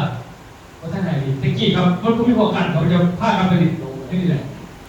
จะมีดินไทยปกติก่อนตอนนี้หอดโมกวันนี้ใครขึ้นไปเช็คอินเขาเอากระเป๋าของอาบน้ำได้แล้วก็มีงานเรียกเขาหารถบัสวงดนตรีกับอีนั่งใส่สลิปคือเอามานั่นแหละเพราะว่าบอสเอามาให้เป็นเงินตัวนี้คือเอาเพราะว่าเป็นวงใช้สภาพเราเนี่ยอีเดียวเนาะเตรียมรถเพราะว่าท่านซูมกับซูมเต็มที่เลยเต็มที่ใช้แต่สลิปเต็มบ้านเดี๋ยวไอ้แก้วเราดีไปเนาะหวยเบิ้งไม่ได้พอได้เบิ้งก่อนนี่ก็ไปก่อนจะได้เบิ้งไหนว้ายพูดแต่เรื่องชีวิตคุณไปบริยากนี่มีกินหรือยังมีตามวนซื้อเดี๋ยวเราอยู่เนี่ยกันเขาไปนอนกันไปได้เนี่ยผมนอนรู้หลาเดี๋ยวแซ่เดียวเด้อรู้หลาบาทนี่ตื่นมาเนี่ยมื้อเช้ามันกินข้าวเช้าเรียบร้อยแล้วมันจะมีอาหารพวกนี้เขาเนี่ยกินข้าวเช้าแล้วคือรถเสือสีใหม่เลยรอบนี้มีเสืออยู่3 สีต่อคนบอกเป็น2ได้ไหม3 สีได้ไหมได้มือทมิตรเป็นบอกให้บัตรสวนเพื่อเข้าไปบัตรสวนพอดีแต่เขาขึ้นใส่สูตรใช้ยังมันเป็นงานตื่นสามารถอีกสีหนึ่งเหมือนคนรถระบาดก็ได้สีเลย นี้ไม่ต้องถามผมเป็นยังไงคนละสีจะไว้หรอกขนาดเมื่อกี้ที่เราบอกหยาบครับบอกดีเดเสือเนาะมันรันจะเข้าใจเราว่าเป็นที่ไหนตอนนี้ตื่นสามารถยังมาสาวก็จะไปขึ้นภูเขาตัวนี้ก็มาขึ้นนั่นนั่นชมวิววันในพวกบริขึ้นเราเป็นไทยขึ้นได้อย่างเลยพวกเดียวลองก่อนนะเสียดายบอกย้อนเข้ามาว่าขี้ขันขึ้นนี่นะมันเป็นว่าโอ้ยโคตรงามเลยตัวนี้นะมีวิวให้เราถ่ายเก็บภาพวิดีโอเด้ออันนี้ขึ้นไปขันดูแลของไปของมันไปเด้อแล้วตัวนี้แล้วปุ๊บแล้วก็ออกที่นี่ปุ๊บเขาจะพาไปเที่ยวอยู่นี่แล้วเบอร์เพื่อย้อนเขาแสดงหนังที่บอกเวลาหนังไทยบอกว่าตามมันชิมันอยู่ที่พัทยาแล้วก็ขี้เลื่อนบอกนี่ไม่ดูดีเลยอย่าคิดบอกไปว่าเขาแสดงหนังนี่วันที่นี่เขามาพัดแก้ชิตีเขาทายเหมือนผู้ที่เขาทายหาดูปั๊บเอ๊ะหน้านะยุ่งมองนี้ก่อนนี่มันชีวิตส่งกันนี่แต่คิดนี่ดูนี่แหละนี่นี่เขาสิพาคนตัวนี้ตอนนี้เลี้ยวแล้วมันก็พาไปกินข้าวมือสุดท้ายแล้วนี่พาไปกินข้าวเที่ยงอาจจะเบิ่งว่าอาจจะเป็นปลาบุญคาเฟ่กับกระดิ่งแบบนึงนอกวันทำไปเนาะจะพาไปกินข้าวอยู่หันเรียบร้อยหลังจากนั้นกินข้าวแล้วเขาก็จะพามาหาจอมเทียนวันนี้เขาก็จะปล่อยทันดินทะเลปล่อยทันดินทะเลรถก็จะไปจอดอยู่วัดมันต้องไปนะจอดเทียนไปหาบัตรเพื่อเขาดินทะเลแล้วเขามาอาบน้ำอยู่ดีคนจะ10 บาทกระแทกไปแล้วเขาก็จะเปลี่ยนสีเสือสุดท้ายดิจะเป็นสีให้เป็นว่าไทยทั้งพวกนะเอาไปนะนี่ไม่เรียนแล้วแต่นี่เนี่ยจันทร์ชูโรลีไปก่อนนี่เดี๋ยวนี้ก็เสียว่าให้เพื่อนเสียตาเนี่ยเพื่อนกันไปตากับเขามันเป็นเต่าปวดหัวไปเป็นเต่าปวดหัวเลยเขาไม่ได้เบิ่งเทียนกันหรอกนี่เนาะที่โอเควันนี้ลินทะเลเรียบร้อยดีทางนี้นี่คอยสิพาจะไปบึงนี่เขามีไฮไลท์นี่หลอกเมื่อภรรยางามวิวเลยแล้วเมื่อคีย์บอร์ดคอยก็เรียนไม่เรานี่แบบขณะนักเรียนเป็นผู้ก็ยังสายสูงมาแบบนั้นดูผิวพวกใหม่ดูมันเรียนเป็นภรรยาเรียนดูนะนี่บอกแต่ทบุรีนี่รอบที่เป็นซีเนอร์พลังอูดูกีรีชื่อเลยลองเป็นซีเนอร์เพราะแม่มีแต่วันเทียบดีแล้วก็ตอนนี้เนาะถอดโม่เพื่อคนไปอาบน้ำแบบเปลี่ยนเสื้อสีเดียวกันขึ้นรถแล้วก็กลับขึ้นบนคราวนี้แต่ว่าเขาเซ็งเอาออกก็ได้แต่เขากลับขึ้นมาดีคือคิ้วเขาขึ้นเขาจะกินเขาอยู่ดีก่อนครับของเขาเมาส์สั่นหนึ่งก็สั่น2เพราะว่าสั่นมันได้100ทุกคนเท่ากันปลาไป200ทุกคนเนาะเพราะนางมันจะส่งวิวเมื่อออกมาเลยเนี่ยเขาจะไปดีกว่าไอ้พวกนี้อาหารการกินเต็มที่เลยเนี่ยมันมีการชั้นสูงไปแล้วก็ออกคนอีก2 สั่นหา2 หา 3เนาะเราเนี่ยคือ10 เอา 2 สั่นกันแล้ววันนี้นี่มุมมันเขาก็เห็นมุมนี่ไปเมื่อเหมือนคนทำในท้ายแล้วนั่งกินซื้อยามันสิไปเองมันมุนออกเนี่ยของหนักกินทำไมไหวกินอยู่ของหนักกินแบบเพื่อพันธุ์ผมมีของหนักเลยมันมุนดิมันมุนเองมันก็คอยมันเป็นไหวเด้อไหวบริจิตเขาพินาศไม่ลงมันเป็นค่อยไปนี่เนาะนี่ละท่าน2 สั่นก็เป็นอันนี้เนาะหลังจากเขากินดีหอยประมาณ8 ปุ๊กแรกเข้าไปเป็นภาพกันโลกจากตัวนี้เป็นลิฟต์โลกประมาณ5 นาทีเป็นแรกเป็นลิฟต์โลกปุ๊บหลังกาบานีไปขึ้นรถขั้นไปขั้นมันสีเดียวกันเบิดแล้วก็ม้วนแต่พัทยาหอดด่านมั้งดีกว่านั้นเลยเป็นตะไปกว่าเขาบอกแต่โปนี่แบบไหนเปิดโปดูทีอุบลกับซับเขาเนี่ยตอนนี้ไม่ได้เขาต้องไปอุบลก่อนเพื่อผ่านกระบวนการของบริษัทเกิดไปเที่ยวอุบลก่อนชั้นไหนก่อนตอนนี้ไม่ได้ยิ่งบริษัทไหนผู้ได้ซื้อเมื่อกี้นี่เนาะผู้ได้ซื้อปุ๋ยที่เพิ่นแถมนะที่มันเป็นพี่โปไม่ได้บอกนี่เนาะลงไปแท้มันก็คือได้ไปอุบลฟรีหนึ่งที่นั่งก็ได้ลงแพร่หนึ่งที่นั่งอีกได้กาแฟไปซื้อกับพี่แถมกับ10 หัวเนาะซื้อก่อน15 แถม10ไปบอกกับพี่โปเหมือนกันปึ๊บเราก็ได้ว่าตอนนั้นได้ไปทั้งอุบลได้ทั้งลงแพร่กันเพื่อเข้าไปกันอุบลต่างๆร้านจากนั้นแล้วโอ้ตัวนี้ประกาศเป็นข่าวไปเก็บต่อจนมันมือไปดีกว่านั้นนี่โอเคประมาณนั้นนะอาชีพประมาณนี้คุยกันทุกท่านสนุกสนานตอนนี้มีแต่ว่าผู้ใดมาตั้งใจโปรหรือผู้ใดเก็บโปรบนช่องไหนมาเรียบเพราะว่าเขาสิได้ลงล็อกเดิมโปรเพราะว่าบอสจะปิดมันอีกของแท้บอสต่างๆบอสกันทุกเลยประมาณนี้แล้วครับส่วนรายละเอียดของอุบลรายละเอียดของเอราวัณจะบอกให้ท่านทดลองเกินกันไป แต่ว่าบีแบบนี้เพราะว่าวันเสาร์อาทิตย์สิมานี่ก็เป็นตัวหมอกเนาะวันเสาร์อาทิตย์สิมาเป็นหมอกทุกคนเห็นเลยเขาจะว่าท่านเสาร์อาทิตย์สิมามัน31เลยครับเรื่องที่เจ็ดมือตอนนั้นเท่าที่หนาเขากับโบมิคอนเลยเขาก็เป็นงานเลยนะเราถ้าเราแค่พูดเจอบอกงานก็ดี ดีแล้ว ไม่ดีเนาะตัวเอราวัณต่างๆเขาเนาะ คือแล้วว่านี่จะนี่เป็นคอออกมาแบบเบาห้องราคาก็ใหญ่กว่า มีแต่เสาร์อาทิตย์จะโลกอีกคนเดียวกันเนาะแค่นี้ครับ วัดคอยด้วยเอาคนนั้นแหละ รถดึงเข้าใหญ่ คือจะมาไปใหญ่อยู่ดิ รถดึงใหญ่ คือรถอะไรเราอยู่บนโอ้บนใหญ่แต่ว่าเบอร์เพราะว่ามันใหญ่ขึ้นเลยบน เอาภรรยาอยู่นี่ ใหญ่ขึ้นเลย ตรงนี้เดี๋ยวพวกท่านตื่น ใหญ่ตื้นเราจะวัดแต่ เขาจะบัตรเลยบอกเอาจักรถเลยนะ3-4 หารถก็ได้ก็มีอย่างเดินเข้ามาแต่มันรถต่างๆกับทะเลาะอะไรจัดการไหนก็ตื่นประมาณจะเข้าไปมาประมาณอ๋อ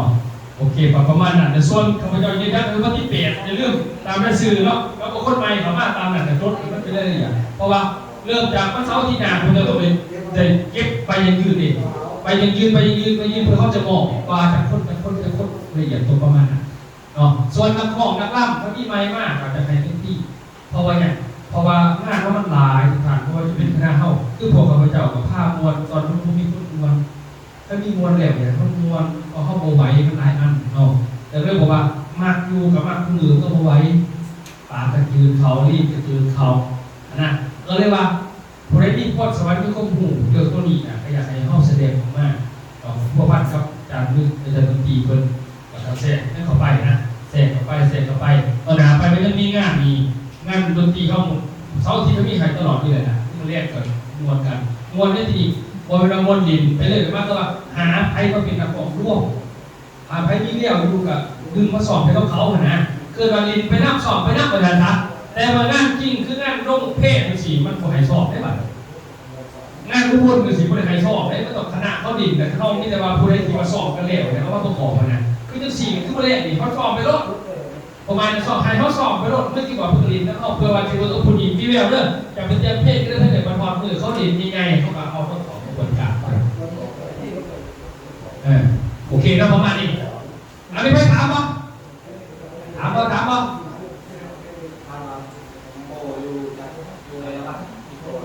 โอ้ยพระท่านนอนพูดถึงพระท่านยาใจเย็นๆจะถามพระท่านหอดบอภาษาจะถามพระท่านหอดระเบิดอีกแล้วป่ะหอดเขาว่าท่านหูนะแม่เขาว่าท่านออกมาเมื่อตอนอาทิตย์นี้ที่อาทิตย์หน้าก็ประมาณที่1เลยเพราะว่าผมพูดดีเพื่อต้องการบอสใหญ่บอสอิสเดนมากเด้อมาแม่เขาเรียกว่าเป็นที่ผมลองดีพอเข้ามาตอนเทศนะจะได้พยายามเอาด้านนั้นที่ดูแลเทศนาด้วยด้านนั้นที่เลยตามด้วยด้านเต็มเลย โอเคบ่มียังบอกครับบ่มียังกับเสนาจารย์ท่านสรุปแล้วก็เข้ากับไปรวมกันตัวเมื่อท่านผอ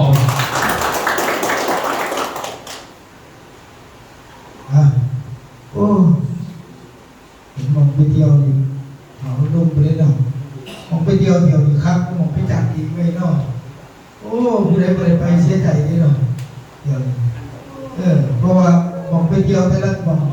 พัสกูเล่าจัดแต่ละเดือนยิ่งใหญ่ดียิ่งใหญ่แห้งนะโอ้ยบริการเฮ็ดเครื่องเนี่ยเพราะว่าส่วนมากไปมือ2 มื้อไปหากินข้าวข้าวอะไรนี้มาเนี่ยแต่ว่าเขาเห็นใจเดียวบ่ได้ไปประชุมบ่ได้ไปร่วมพอนี่ไปเที่ยวอย่างเดียวถือว่าครับแต่ว่าเรื่องก้อนที่ไปหอดมื้อนั้นนะครับเอาวันที่7อีกก่อนเอาวันที่7อีกก่อนวันที่7มันเป็นงานที่เข้าสิตรงอันนี้กันเราซอยกันของอาจารย์ละไพ่เนี่ยเอาจะขั้นตอนงานเดียววันที่7เขาจะได้เพ่งเขาจะได้มัดไว้จดไปเด้อ2 ขั้นจดไปเด้อผู้ใดบ่ทันได้มัดอีกผู้ใดบ่ทันได้มัดผู้ใดบ่สำหรับผู้หน้าที่ผู้นั้นเอาแต่บ่ได้เพิ่มได้เด้อ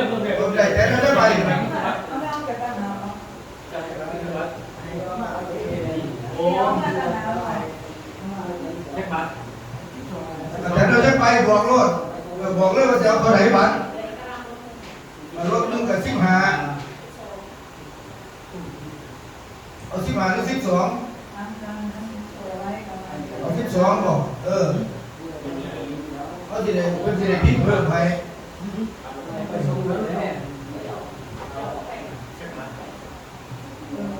แล้วก็ผู้สิร่วมงานเลี้ยงวันที่8นะครับหลังจากวันที่7กับผู้สิร่วมงานเลี้ยงวันที่8เตรียมโตให้มาบริษัทอีกประมาณจาก12 โมงเพราะว่าเฮาสิมีจาก OPP มีความรุ่มอีกนะครับหลังจากแล้ว OPP เขาจะสิได้ลงเพจ650 บาทนะครับผู้ใดบ่ได้ซื้อสินค้าอีหยังนะครับบ่ได้กู้แต่ว่าสามารถซื้อพยาธิซีหรือซื้อกาแฟไอราดาได้นะครับพยาธิซีของไอราดาจะบอกไอราดา2 กล่องราคาเดียวกันเป็นบ่650 บาทได้ลงแพทย์เขาฟ้องฟรีรวมงานปฏิบัติฟรีนะครับส่วนเรื่องที่รู้เรื่องนี้เป็นที่ดิบเลยแต่ว่าก็ซื้อพยาธิซีหรือซื้อกาแฟไอราดาเอาบอกเขาแบบนั้นแต่ว่าหาบอกผู้ใดก็อยากซื้ออีลิกอ่ะ250,000ในลงเพเขาฟ้องนั่งเพื่อนคุ้มนะครับ250,000กันไม่กินเองเพื่อไลฟ์กันน่ะอยู่หันที่ตึ้งเบียร์มีตึ้งกับเขาก็หนักอุ้ยเต็มโต๊ะกินจนเหลือเลยคุ้ม250,000ได้ทั้ง2อย่างทั้งสื่อพยาอินทรีย์หรือว่าสื่อแค่อะไรดาแล้วก็ถ้าผู้ใดก็อยากซื้อก็จ่ายเงินเรา2,000มาพี่แต่ว่าเราแค่80 คนเด้อเวลาผู้ใดมีคนจำนวนตัวไหนแล้วก็เตรียมแจ้งยอดรถไปแจ้งยอดเพราะว่ามือใกล้ถึงวันมือสิลงมันสิได้เบิ่งยอดเนี่ยคันมันเกินเขาก็บ่เอาเลยมันสิแพ้ไปฮะมันสิบ่มีหม่องนั่งบ่มีหม่องนั่งแล้วมันบ่พอเด้สิบ่ได้กินมันเข้าอยู่แล้วแพ้สิหักคอเพราะฉะนั้นต้องแจ้งยอดนำผู้ที่เอาบัตรไปผู้ที่มีรายชื่อผู้ที่สิร่วมจดชื่อเข้าไว้ว่าตอนนี้ได้เท่าไรคนมันสิมันร่วมมึงว่ามันครบ80เขาเอาแค่นั้นนะครับ80พอดีเป๊ะนะครับมันจังสิบ่ลำบากแพ้เลยเดี๋ยวมันเกินเราก็สิได้บอกว่าผู้ใดเกินตัดผู้ใดออกผู้ใดเกินผู้ใดมากแล้วที่2อะไรออกเอาสิเคลียร์กันเรื่อยหรือว่าประธานเพิ่นจัดเก้าอี้เสริมกับมาไปเลยแต่ว่ามันเสริมอย่างนี้มันกินทั้งในก็กินทั้งนอกก็ต่างกันในรสชาติอาหารอยู่ในห้องแอร์มันรสชาติมันดีกว่าอาหารกับกลมกล่อมเบียร์กับกลมกล่อมนะนั่นนั่งข้างนอกเลยโอ้ยอาหารกับบ่แซ่บได้จืดโอ้มันแห้งเนาะมันได้กินได้นะครับเพราะฉะนั้นนะครับถ้าเอา2 เรื่องก่อนคืองานวันที่7แล้วก็งานวันที่8เอา2 เรื่องเอา2 เรื่องส่วนอื่นๆเดี๋ยวจะไปลอกเป็นสาธยายอื่นอีกเพราะว่าอื่นทั้งหมดก็ลอกไปอีกแล้วอื่นมีผู้สิบ่มาอื่นบอกแล้วจ้ะเลยเข้าเรียกเป็นตัวยาด้วยที่เป็นตัวยาเอาหมอนัดไปเอายาไม่กินตัวยามันสิเอายามาเรียกตัวแนวระบาดเลยเอาสำหรับมื้อนี้ก็นี่เรื่องอาจารย์อันนั้นมืออยู่แฮมเขาสมองพวกเขาได้พานอะไรเจ้าวนในเขาสมองปะเขาสมองตัวนี้นะเนี่ยตัวนี้เพราะว่าเฮ็ดมาอีกตัวนี้อีกพวกร้ายเนี่ยเพราะเขาสมองกับผ่างามเลยใช่ไหมถ้ายังไม่พาน